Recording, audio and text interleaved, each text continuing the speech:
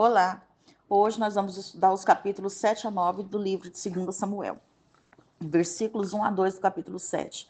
Davi havia protegido suas fronteiras e subjugado seus inimigos. Ao que parece, Davi viu seu palácio como um símbolo de seu governo agora estabelecido, e ele propõe que o governo de Deus devesse ser igualmente simbolizado como uma habitação permanente. Versículos 3 e 4 do capítulo 7. Natã não era um bajulador. O plano de Davi pareceu razoável a Natã, mas logo se corrigiu a partir do versículo 4, quando o Senhor o interpela. Versículos 5 a 7 do capítulo 7. A referência do Senhor a Davi como meu servo colocou Davi em uma companhia seleta que incluía Abraão, Moisés, Calebe e Josué. Desde a saída do Egito, o Senhor escolheu habitar entre o seu povo, em um tabernáculo móvel. Ele não exigiu em nenhum momento que se fizesse um templo para ele. Versículos 8 e 9 do capítulo 7. O Senhor manda dizer a Davi que o removeu de uma função humilde e o elevou ao mais alto cargo da nação. Essa declaração sobre um grande nome para Davi relembra a promessa divina feita ao patriarca Abraão em Gênesis 12, versículo 2. Versículos 10 a 12 do capítulo 7. As promessas do Senhor de uma segurança duradoura significavam muito para pessoas cuja vida estava sujeita a invasores estrangeiros ou ataques de tribos locais.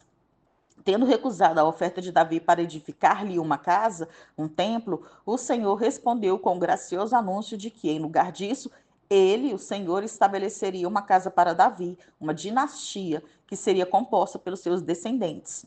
Versículo 13 do capítulo 7. Foi por causa do seu grande nome que o Senhor se recusou a rejeitar o seu povo depois de ter impedido pecaminosamente um rei. Agora, o Senhor anuncia a Davi que ele teria uma dinastia e que seu próprio filho, que o sucederia como rei, construiria um templo para o Senhor. Esse versículo se aplica tanto a Salomão quanto a Jesus Cristo. Versículos 14 a 16 do capítulo 7. O conceito de castigar implica repreensão ou correção, mas geralmente com boa intenção.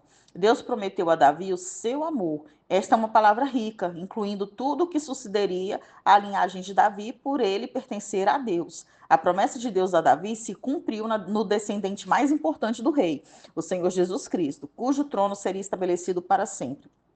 Versículo 18 do capítulo 7. Presume-se que Davi se sentou defronte da arca, o símbolo da presença do Senhor. Não era comum uma pessoa sentar-se enquanto orava. Tendo oferecido a Deus uma casa, Davi ficou surpreso diante da declaração do Senhor de que ele construiria para Davi uma casa. A humildade evidenciada através das palavras de Davi, quem sou eu, concorda com o seu reconhecimento de que o Senhor soberano é que estivera com ele, conduzindo-o até aquele ponto. Versículo 19 do capítulo 7. As palavras de Davi sugerem que ele imaginou que a obra de Deus para com ele pudesse ser um exemplo para toda a humanidade. O Senhor desejava operar por um coração entregue a ele. Versículos 20 e 21 do capítulo 7. Davi estava consciente da graça de Deus em sua vida e afirmou que este feito grandioso que o Senhor tinha prometido aconteceria somente à luz da palavra e do coração de Deus. Versículos 22 a 24 do capítulo 7. Davi faz uma consideração de sua posição única e a de sua casa para contemplar o caráter ímpar de seu Deus. Ele é o único e verdadeiro Deus, e em seu favor imerecido, ele escolheu tanto a Davi como a própria nação de Israel para ser o seu povo, através de quem seu grande nome tornar-se-ia conhecido. Versículo 26 do capítulo 7. Davi desejava, acima de tudo, que o nome de Deus fosse engrandecido para sempre, por meio de tudo que o Senhor faria em favor da casa de Davi. Há muito que existia no coração de Davi o zelo de que o Senhor dos Exércitos recebesse a glória que lhe é devida. Versículos 27 a 29 do capítulo 7. Davi orou ao Eterno para que cumprisse suas promessas graciosamente, a despeito da indignidade da humanidade. O rei sabia que as palavras de Deus eram verdadeiras e essa veracidade proporcionava a Davi um fundamento para a sua vida. Uma bênção duradoura sobre a casa de Davi naturalmente beneficiaria o rei e seus descendentes, mas o monarca parecia mais preocupado com a honra de Deus. Agora nós vamos estudar o capítulo 8 do livro de 2 Samuel, versículo 1 do capítulo 8. Os filisteus nunca mais foram uma ameaça grave para Israel depois que Davi os subjugou. As vitórias de Davi em muito ultrapassaram as de seu antecessor Saul. Versículo 2 do capítulo 8. Davi executou 2/3 de seus oponentes moabitas e reduziu os sobreviventes à posição de pagadores de tributo.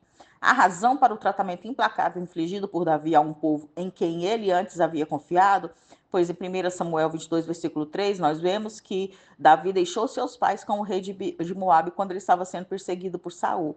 Bem, o motivo por esse tratamento implacável infligido por Davi não é declarado. Versículo 3 do capítulo 8. Durante o reinado de Saul, já tinha havido conflito entre Israel e os reis de Zobá, uma região síria ao norte de Israel. Ao conquistar Hadadezer e outros governantes arameus, Davi obteve controle até o rio Eufrates. Embora derrotado por Davi, Hadadezer mais tarde ajudou os amonitas em sua oposição a Davi.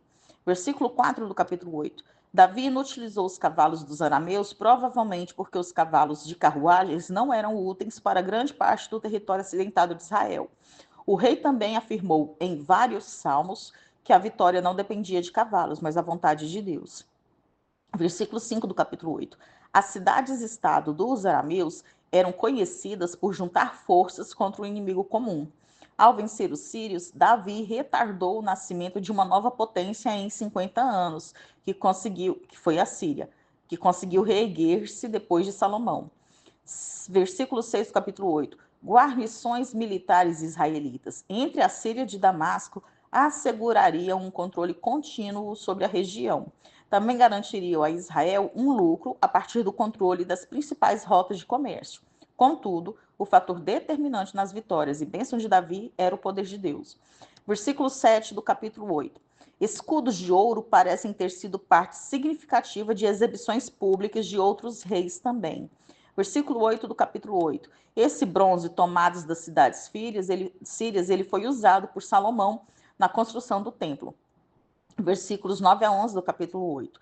Toi, rei de Amate, outra região arameia, buscou um tratado com Davi porque o rei havia subjugado Hadadezer, inimigo de Toi. Reis menores muitas vezes buscavam um tratado com um rei superior, enviando-lhe generosos presentes. Davi consagrou os presentes de Jorão ao Senhor, pois ele já estava armazenando para a construção do templo. Versículos 13 e 14 do capítulo 8. Davi ganhou renome quando, voltando do conflito com a Síria, encontrou edomitas, matando 18 mil deles. Foi nessa ocasião que Davi escreveu o Salmo 60. Versículo 15 do capítulo 8. Na qualidade de tipo de rei teocrático, Davi não somente subjugou os inimigos de Israel, mas também reconheceu que seu chamado era para ser justo. Versículo 16 do capítulo 8. Joabe, sobrinho de Davi, conseguiu ser o comandante do exército quando lutou bravamente para subjugar os jebuseus e tomar Jerusalém. Josafá era cronista, responsável pelos registros oficiais, por ser o secretário de Estado e mais possivelmente o arauto do rei. Josafá continuou mantendo esse ofício sob a administração de Salomão. Versículo 17 do capítulo 8. Zadok era um sacerdote levita que descendia de Arão através de Eleazar. Embora ele tivesse sido um dos principais sacerdotes durante o reinado de Davi, tornou-se o único sumo sacerdote durante a administração de Salomão. Desse período em diante, os sacerdotes zadoquitas foram uma das famílias sacerdotais mais importantes e influentes. Abiatar, um dos filhos de Abimeleque, juntara-se a Davi durante seu exílio da corte de Saul. Abiatar escapou da matança dos sacerdotes em Nob. Abiatar era descendente de Eli e Salomão o afastou por ter apoiado Adonias, que aspirava ao trono, o que cumpriu o julgamento contra a casa de Eli.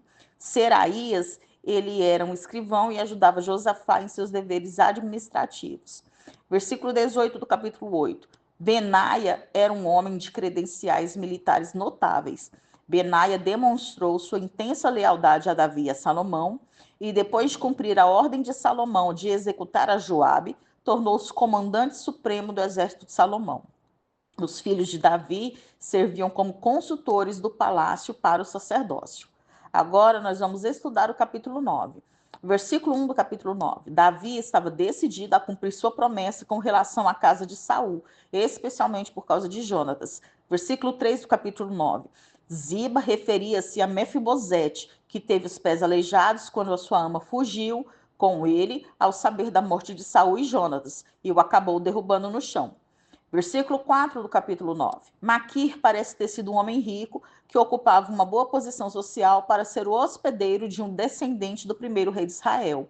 Lodebar era uma cidade que ficava a leste do rio Jordão, em Gileade, né, que por pouco tempo foi a capital de Esbozete. Versículo 6 do capítulo 9. Mefibosete inclinou-se, prostrando-se com o rosto em terra, apesar de sua limitação física. Versículo 7 do capítulo 9. Davi pediu que Mefibosete não temesse, pois qualquer descendente de Saul poderia esperar que o novo rei o matasse. A restauração de todas as posses de Saul para Mefibosete proveria uma boa renda a ele. Davi também ofereceu a Mefibosete um lugar de honra em sua própria mesa. Tem sido sugerido que Davi agiu para defender seus próprios interesses, visto que esse ajuste permitiria a Davi que mantivesse Mefibosete sob sua vigilância. Mas essa sugestão parece improvável por 3 razões. 1. O texto não oferece qualquer indício desse motivo. 2. A condição de Mefibosete como homem aleijado impedia-o de ser uma ameaça para Davi. E 3. Davi certamente teria sabido por experiência própria que seria perigoso ter um rival em sua corte. Versículo 8 do capítulo 9. Mefibosete não sabia da promessa de Davi a Jonatã, seu pai. A resposta dele era uma forma padronizada de resposta humilde. Versículos 9 a 11 do capítulo 9. Ziba recebeu a incumbência de cuidar da propriedade restaurada de Mefibosete e, a princípio, se submeteu à ordem de Davi. Davi, respeitando a amizade com Jonatas, cuidou de Mefibosete como se fosse um filho. O número de homens trabalhando nas terras mostra que as propriedades eram extensas. O número também indica o poder de Ziba e sua ameaça em potencial para Mefibosete, pois mais tarde ele procurou assegurar a propriedade para si e seus 15 filhos. Nós terminamos aqui o estudo dos capítulos 7 a 9 do livro de 1 Samuel.